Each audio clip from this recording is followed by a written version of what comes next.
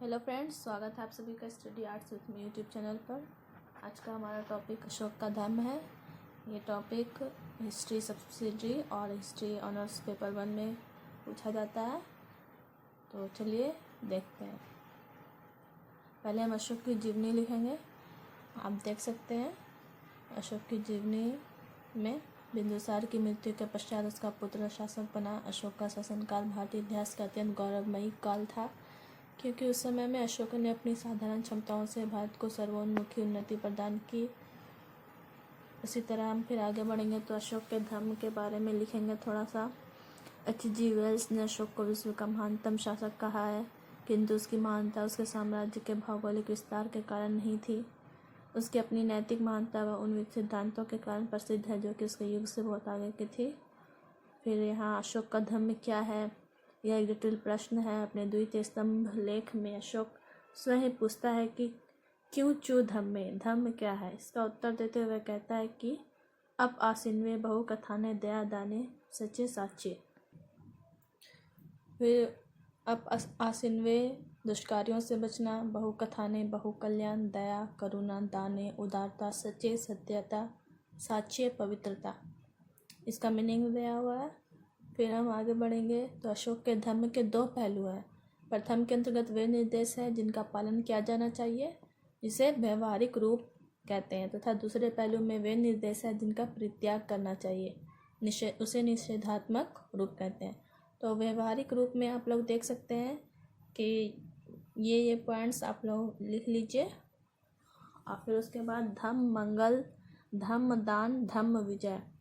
धम्म मंगल में अशोक ने प्रजा से धम्म मंगल करने का आह्वान किया है। इसके अंतर्गत दासों व सेवकों से शिष्ट व्यवहार, गुरुजनों का आदर, प्राणियों के साथ दयालुता आदि कार्य आते हैं।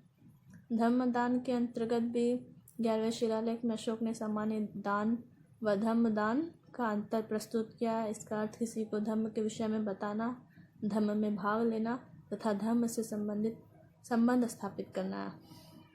फिर धम्म विजय में भी आप लोग देख लीजिए, 13वें शिलालेख में अशोक ने धम्म विजय का पालन करने का अनुरोध किया है।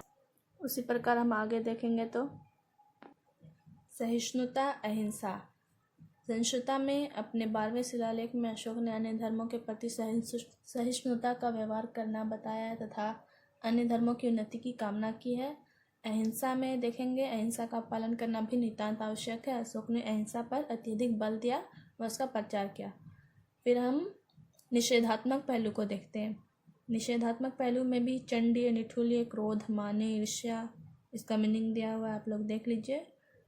फिर अशोक का धर्म केवल मनुष्य के लिए ही नहीं बल्कि समस्त प्राणी जगत के लिए था। इसी कारण अशोक ने समस्त जीवों के लिए अनेक परोपकारी कार्य किए। अशोक ने स्वयं भी इस बात को स्वीकार किया कि समस्त जीवों के 7वें शिलालेख में वह कहता है, मार्गों में मैंने बरगद के पेड़ लगवाए जिससे वह मनुष्यों और पशुओं को दोनों को छाया दे। आम के बाग लगवाए, कुएं खुदवाए, धर्मशाला व प्याऊ बनवाए। क्यों? मनुष्य व पशुओं के सुख के लिए। अशोक के लिए धर्म जीवन की एक पद्धति थी। इसका सार उसने अपने को ज्ञात विभिन्न विचारकों की नैतिक शिक्षाओं के चयन व जीवन के अपने अनुभव से प्राप्त किया। वह घोर सामाजिक नैतिकता और नागरिक उत्तरदायित्व की भावना पर आधारित था। अब हम देखेंगे अशोक द्वारा धर्म को अपनाने के कारण। निसंदेह एक विचारणीय प्रश्न है कि अशोक ने धर्म नीति को क्यों अपनाया, आप लोग देख सकते हैं। फिर हम आगे बढ़ेंगे। अशोक के धर्म अपनाने के कारण आप लोग देख सकते हैं, ये 2 पॉइंट है। फिर धर्म का स्वरूप। धर्म की सच्ची व्याख्या तभी संभव है जब इस बात का विस्तृत रूप से विश्लेषण किया जाए कि किस संदर्भ में और किसके द्वारा इस शब्द का प्रयोग किया गया। यही कारण है कि धर्म के स्वरूप को लेकर विद्वानों में अत्यधिक पारस्परिक मतभेद है। विभिन्न इतिहासकारों ने भिन्न मत प्रतिपादित किए हैं जिनका वर्णन निम्नलिखित है। सार्वभौम, इसमें आप देख सकते हैं कि doctor Radha Kumud, doctor Smith, doctor R.S. Tripathi ने क्या बताया है। फिर हम देखेंगे ब्राह्मण धर्म को। अशोक के धर्म को ब्राह्मण धर्म मानने वाले विद्वानों में फादर हेरास प्रमुख है। उनके अनुसार अशोक के अंतिम समय तक उसका धर्म ब्राह्मण था। इस मत के विरोध में निम्नलिखित तर्क प्रस्तुत किए जा सकते हैं, आप लोग देख लीजिए।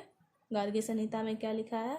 फिर हम उपासक बौद्ध धर्म को देखेंगे तो इस मत के प्रतिपादकों में डॉक्टर भंडारकर, सेनाट, हिरिल्श आदि प्रमुख है। इस विद्वानों ने धम्म का बौद्ध धर्म से संबंध जोड़ने का प्रयास किया है। आप लोग फिर देख लीजिए। उपरोक्त विभिन्न मतों का अध्ययन करने के पश्चात यद्यपि निश्चित रूप से कुछ भी कहना कठिन है, फिर भी धम्म उपासक बौद्ध धर्म के निकट ही प्रतीत होता है। धम्म को उपासक बौद्ध धर्म प्रमाणित करते हुए डॉक्टर भंडारकर ने लिखा है कि वह धम्म सब धर्मों में सामान्य रूप से विद्यमान है, साधारण कर्तव्यों का संग्रह न था, बल्कि बौद्ध धर्म द्वारा उपासक के लिए निर्धारित धार्मिक व्यक्तियों का संग्रह था। तो हमने अशोक के धम्म अपनाने के कारण को देखा, अशोक का धम्म का स्वरूप को देखा, विभिन्न विचारकों ने उसके बारे में क्या बताया उसको जाना। अब हम अशोक के मूल्यांकन को देखेंगे, निष्कर्ष को। इस मत की आलोचना करते हुए थॉमस महोदय ने लिखा है कि यदि अशोक का धम्म बौद्ध धर्म का ही नया स्वरूप था तो उसमें निर्वाण के स्थान पर स्वर्ग का उल्लेख क्यों किया गया है। इसके अतिरिक्त धम्म में 4 आर्य सत्य अष्टांगिक मार्ग का वर्णन क्यों नहीं किया गया है। उपरोक्त विभिन्न मतों का अध्ययन करने के पश्चात यद्यपि निश्चित रूप से कुछ भी कहना कठिन है, फिर भी धम्म उपासक बौद्ध धर्म के निकट ही प्रतीत को उपासक बौद्ध धर्म प्रमाणित करते हुए डॉक्टर भंडारकर ने लिखा है कि वह धम्म सब धर्मों में समान रूप से विद्यमान साधारण कर्तव्यों का संग्रह न था, बल्कि बौद्ध धर्म द्वारा उपासक के लिए निर्धारित धार्मिक कर्तव्यों का संग्रह था। मौर्य साम्राज्य अत्यंत विस्तृत था, जिससे अशोक ने अत्यंत सक्षम, सुनियोजित एवं सुसंगठित शासन प्रणाली की स्थापना की थी। अशोक ने अपने साम्राज्य का जितना विस्तार किया उतना अनेक किसी उत्तराधिकारी ने नहीं किया। विश्व के इतिहास में आज तक भी अशोक की समानता किसी से नहीं की जा सकती। अशोक विश्व का महान सम्राट था। ओके फ्रेंड्स, आज का हमारा टॉपिक यहीं पर ख़त्म होता है। मिलते हैं नेक्स्ट वीडियो में। Thank you.